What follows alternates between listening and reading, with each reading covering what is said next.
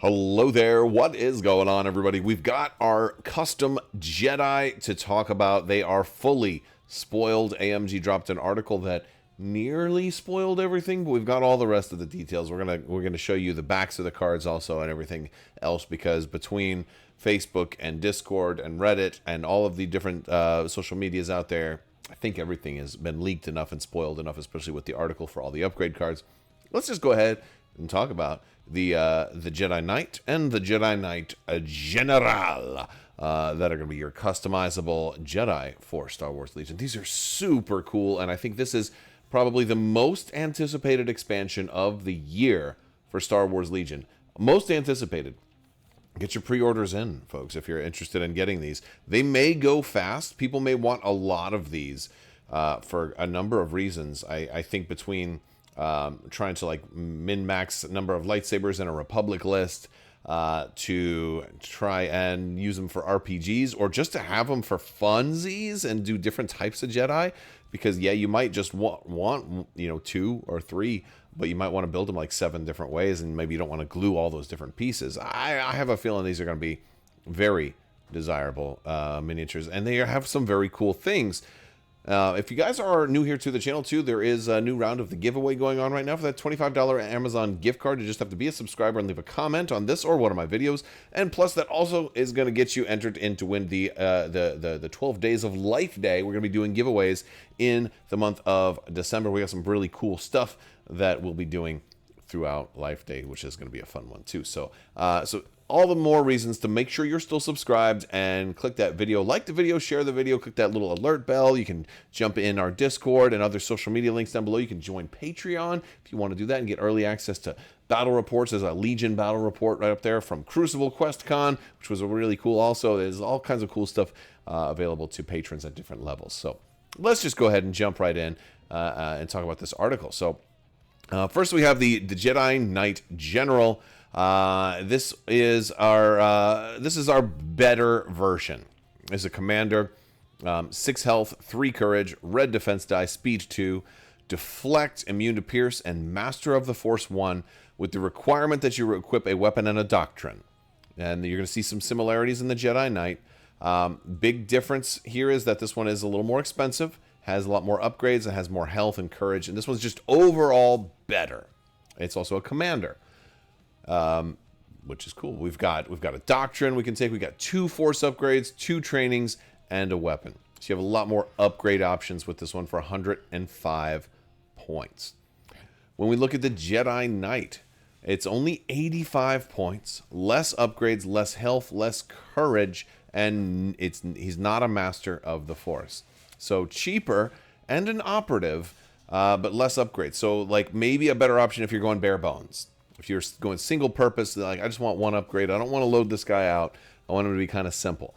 I think the Jedi Knight General is going to be more popular, but he's also competing for that commander slot, whereas there are less operatives and a little bit easier to run the operative in most of your lists. So that's what's going on there. He's still deflect, equip, requirement of a weapon and a doctrine, and immune to pierce.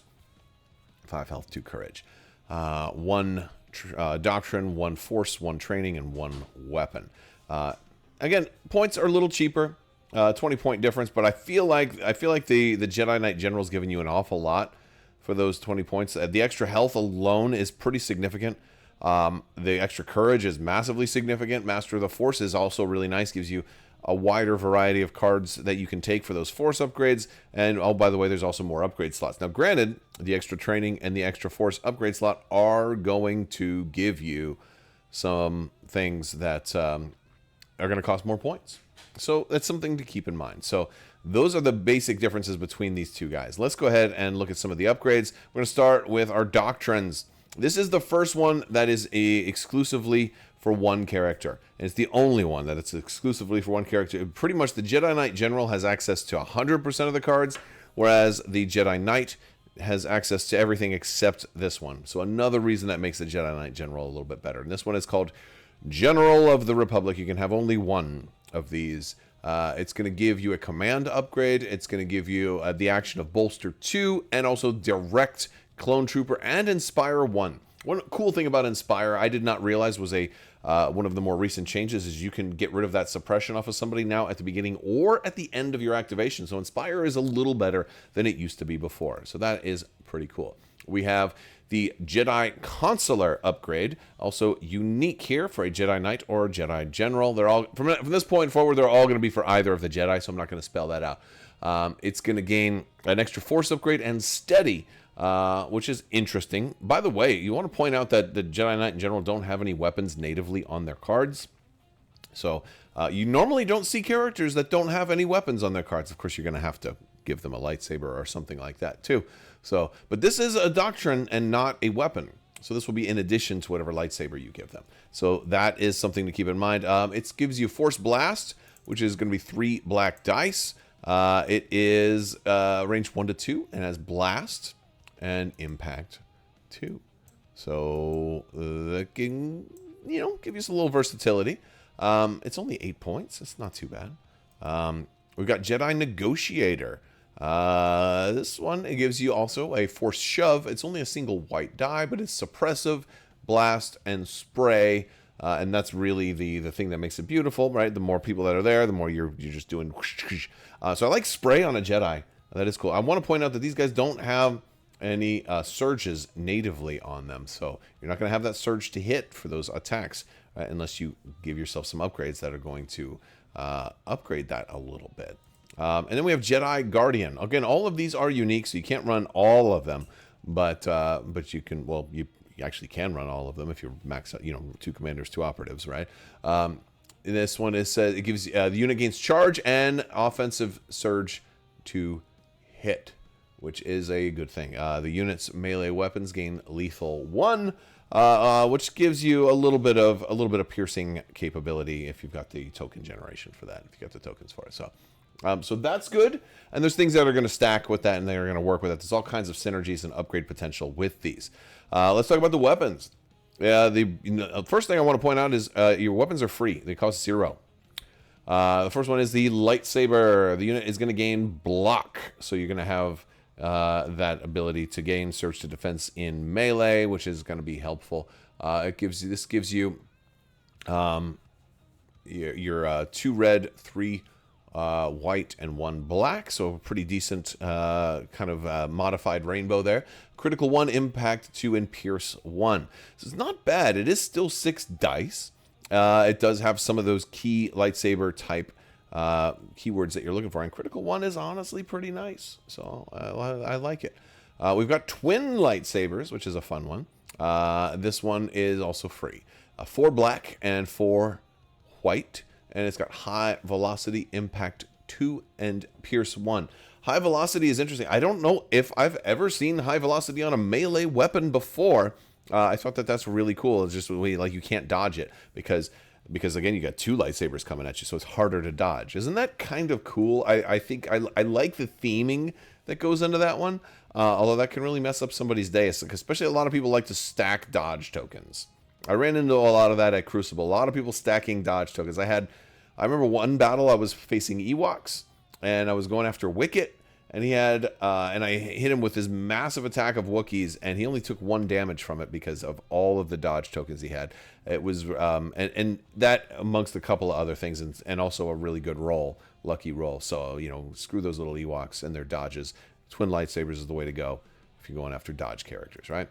So Jedi Knight or Jedi Guardian only gain the double-bladed lightsaber. It gives you charge. If the unit already has charge, you'll gain tactical 1, which that is beautiful. I like this. Yeah, you're gaining a red, 2 black, and 3 white, so still 6 damage, but a little bit more skewed towards the white. However, the beauty of this is that it has Ram 1, so if you're doing a full move, you can turn 1 die into a crit, and of course that'll probably be a white die. So that kind of makes up for the lower dice profile. Ram is a very cool keyword. You're also getting Impact 2 and Pierce 1 on here. So notice the Pierce is only 1 on these. It's just okay. It's not, it's not super great, but it's, it's good enough for like an unnamed, a custom Jedi. So I kind of dig it. It's cool. It works. I like the options. I also like the flavor of it all. So that's cool. We got some custom training upgrades here too. We've got Jedi Training Master Duelist. This one is, now note the double unique, right? So it's the two pips in front of it means you can have only 2 of these in a unit. So if you're running 4 of these, you can't run 4 Master Duelists. You can only have 2 Master Duelists. And if you're fishing and you're running baiters, never mind. We're gonna move on. Never. I should edit that out. I can't help myself. I'm terrible. Terrible! All right. If this unit has block, it gains outmaneuver. If it does not, the unit gains block instead. This unit's melee weapon gains critical 1, and they gain jump 1. So, nice stuff. This means with the lack of offensive critical, with the lack of offensive surge to hit, you take a lightsaber that has critical 1, you take this, you have critical 2 now. That's pretty cool. So there's some other things there. And if you already go with having block from one of the other upgrades we looked at before, this can give you outmaneuver, which means your dodges can now cancel crits, which is really nice. Really nice, by the way. Cool stuff. Run that with Yoda, and you can borrow his dodges, and just, oh man, yeah, crazy. Jedi Training Peacekeeping Mission. This unit gains Prepared Position, Reliable 2, and Sentinel. So if you're planning on using some standbys, this could be a nice one. Reliable 2, not bad in this case. Kind of a little bit more general purpose. Prepared Positions, very desirable in some cases. Just be careful on it because, again, you go too far forward, you might get killed on turn 1. And nothing stinks worse than losing a unit on turn 1 before you've even gotten to activate it. So don't let that happen to you. That's a rookie mistake. You gotta hide him behind some terrain or something. Let's look at the Force Adept, another Jedi Training. The unit is going to gain Jump 2 and a Force upgrade, which is cool. So you got a whole nother Force upgrade. When this unit would, when they would discard one of their Force upgrades, they can just exhaust it instead. So Burst of Speed, hello! I love this one. This is the most fun one ever. I want this on my Jedi Knight General so he can go crazy. And I can mix this with a couple other things. He can be, speed 3 all over the place, bada boom, and all that other stuff. Now, what if you want to put this on a Jedi Knight? You can do that too. You can do that too. It gets expensive though. This is 5 points. You're not going to have Master of the Force on a lot of those other guys, right? You have Master of the Force 1 on the General, but there's there's ways. We're going to look at some of those. We also have the Jedi Training Tactical Acumen. This unit gains the action of Guidance for a core trooper. Are you kidding me? Are you kidding? This is kind of cool. Look, Guidance is one of those keywords that was nerfed heavily when they changed how Standby and Relentless and all of those things work. I agree. But also having played several very tactical, strategic games, and when is Yoda going to activate? Because he can push that unit that already activated, he can push them back onto the objective. Again, so much of competitive Star Wars Legion now is movement-based, right? Guidance ends up being incredibly important. And now that you can have two things of guidance, now this is a more restricted guidance.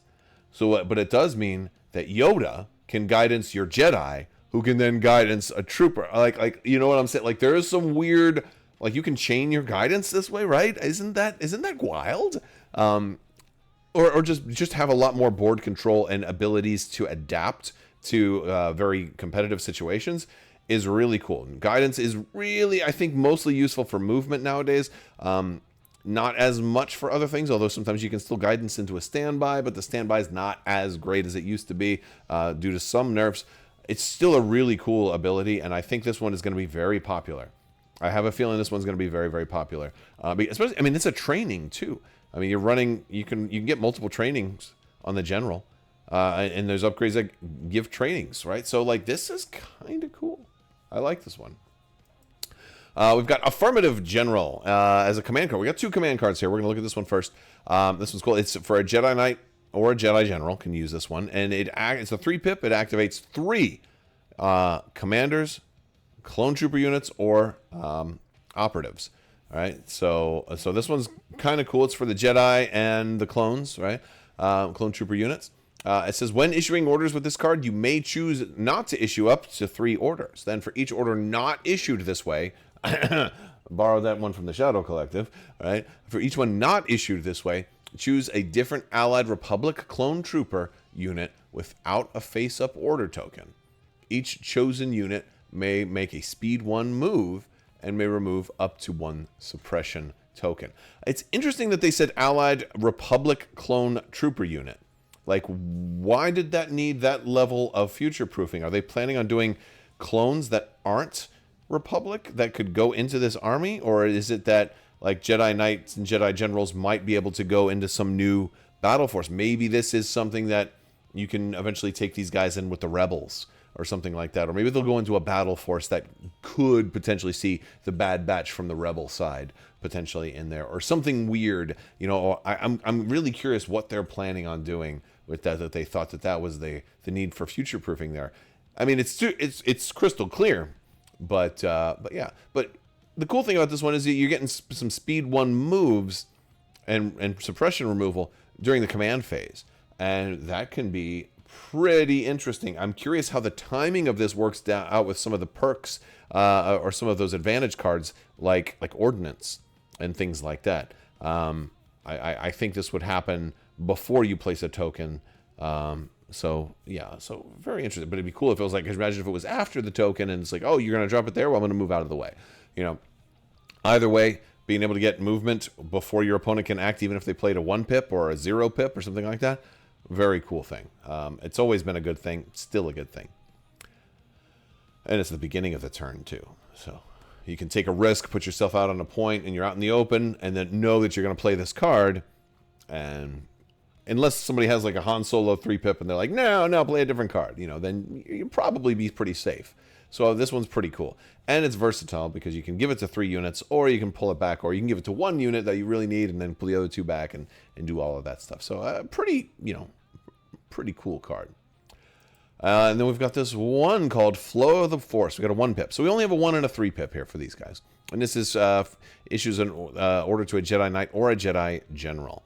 It's very specific. It's not a rank. It's very specific, one or the other. When a unit is issued an order with this card, it may make a recover action. Great if you have a bunch of extra Force upgrades and you want to get them all back and you're only Master of the Force 1, or you're a Jedi Knight and you don't have Master of the Force at all. It may make a recover action. Then it gains an aim, a dodge, and a standby token. So standby tokens during the command step are pretty cool, especially if you're engaged with somebody in melee that doesn't have a suppressive weapon, because then you can kind of react. So like that's kind of cool, but if you do this and somebody goes and they're engaged with you or whatever, and they say, all right, I'm going to aim and punch, like do the sporting thing is like, are you sure you want to aim as your first action? Are you sure? I would encourage you to be the good sport and remind them that you have a standby, because while it might feel tempting to be like, aha, got you. That's kind of a negative play experience. So again, remind people that you have a standby. You know, I would suggest doing that, but I'm not your mother. You do what you want to do. That's our custom clone, not custom clones, but our custom Jedi Knight General and our custom Jedi Knight. That's our spoilers. It's pretty cool stuff. I would love to hear what you think down in the comments section below. How are you planning to build your custom Jedi, both the model and then the cards too? Are you going to do like a magnetized, like double-bladed saber where you can be like, no, it's double-bladed, no, it's regular? Or are you just going to like build it with a purpose and then just run it however you want? I'm curious. This sounds very exciting to me. I think the lightsaber isn't going to be the biggest thing, but I'm kind of leaning towards the double-bladed for that RAM keyword, especially with burst of speed. Oh, I cannot wait. That's going to be exciting. Very, very exciting.